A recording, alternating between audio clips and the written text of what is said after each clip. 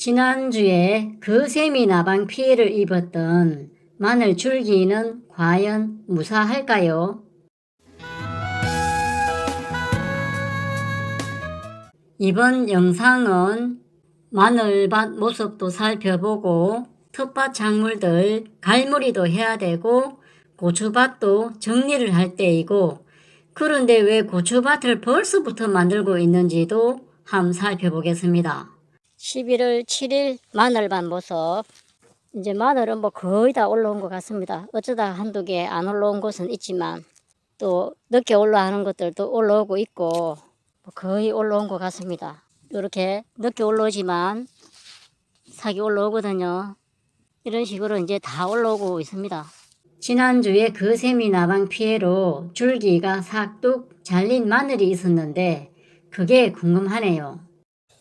어떻게 자랄까 싶어서 표시도 이렇게 한번 해놨고, 오늘이 11월 7일인데 지난주에 거세미 나방 애벌레가 여기를 싹둑 잘라놨었죠.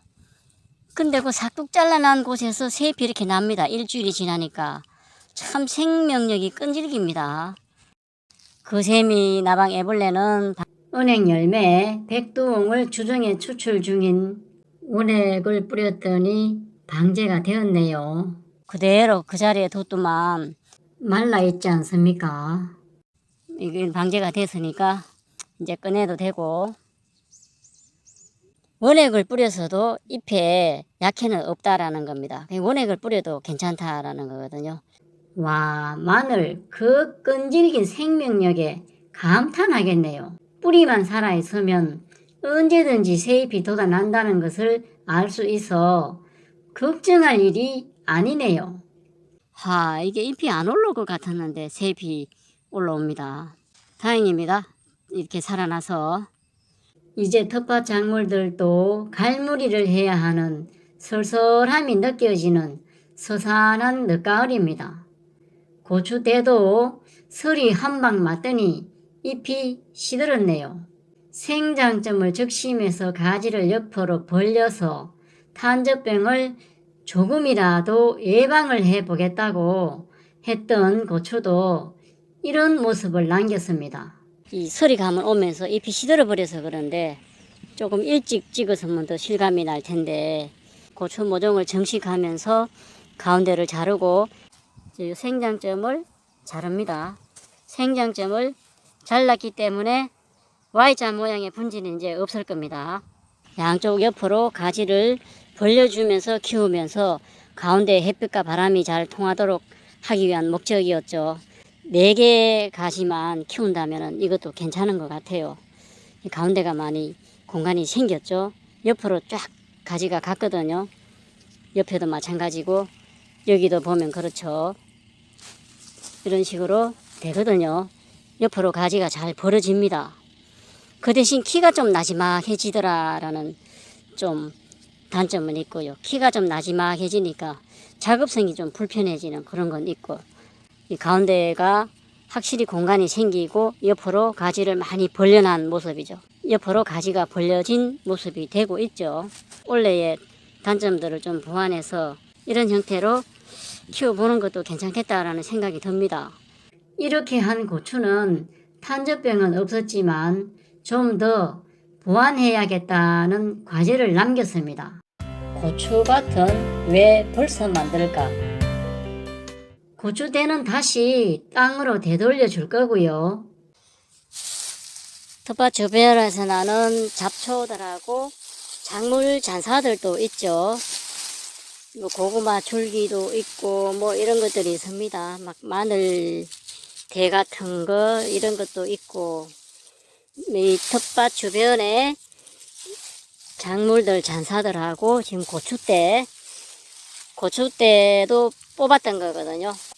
잎이 좀 시들어 버리기도 했는데 이 고추대하고 고추대 이것도 좀 썰어 가지고 다시 땅에 되돌려 주겠습니다. 고추대죠. 고추대도 이렇게 썰으니까 잘게 썰어집니다. 고추 줄기 잎 다 썰으니까 잘 썰어지거든요. 썰어 가지고 썰 때는 병든 고추들은 다 따내버리고 이 병들지 않은 것들만 잎하고 줄기죠. 이렇게 썰어 가지고 다시 땅에다가 되돌려 줄 거거든요. 잘 썰어집니다. 이런 줄기도, 큰 줄기도 다 썰어지죠. 그리고 낙엽이거든요. 낙엽. 지금 낙엽이 많이 떨어지고 있습니다. 이런 낙엽들하고 같이 넣어가지고 땅을 한번 뒤집어 놓겠습니다. 낙엽이거든요. 이 낙엽을 발효시키고 거름을 만들지 않고 그냥 바로 이렇게 넣어버리겠습니다. 뭐 여러가지 잡풀하고 낙엽하고 고추대하고 썰어가지고 이렇게 뿌렸거든요. 한번 이제 뒤집어 엎어주면 됩니다. 이제 이게 몇 차례 뒤집어 엎으면서 고추밭을 만드는 겁니다. 뒤집어 엎어놓은 모습입니다. 이렇게 해서 또 좀 지난 다음에 이제 겨울이 오기 전에 퇴비를 또 한번 넣고 한번 더 갈아엎고 석회 고토 비료도 뿌려줄 것이고 이렇게 순차적으로 계속 고추밭을 만들어 나갈 겁니다. 또 비가 오면서 씻겨 내려가기도 하고 또 겨울에 얼어가지고 땅속에 있는 벌레나 곰팡이류들을 방제가 되기도 하고 하겠지요. 올해 심었던 고추밭인데 내년에 또 심기 위해서 이렇게 합니다. 연작을 하게 되는 경우라 다른 작물을 심지 않고 비워두는 거죠. 겨울 동안에 뒤집어 엎어주면서 계속 방제도 할 겸 햇빛 소독을 계속 이렇게 해줘야겠습니다. 그래서 미리 이렇게 좀 해놓습니다. 미리 뒤집어 엎어 놓거든요. 풋고추는 따서 이렇게 갈무리를 했지요. 고추를 갈무리 하면서 풋고추를 따왔거든요. 따와가지고 장아찌를 담은 겁니다.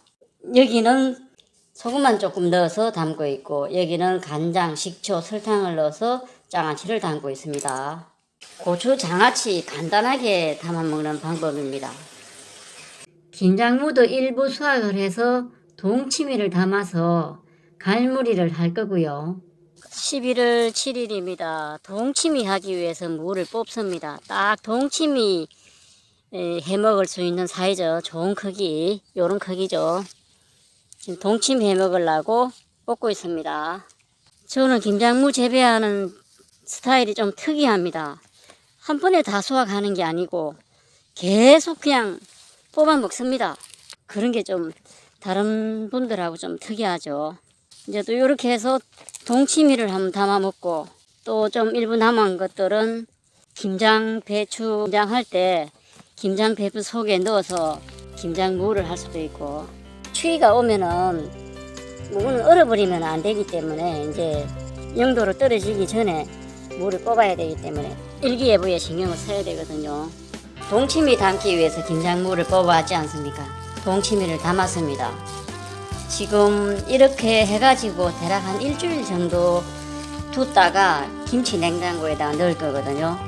겨울에 동치미 상당히 맛있지 않습니까? 11월 7일 텃밭 이모 저모였습니다. 감사합니다.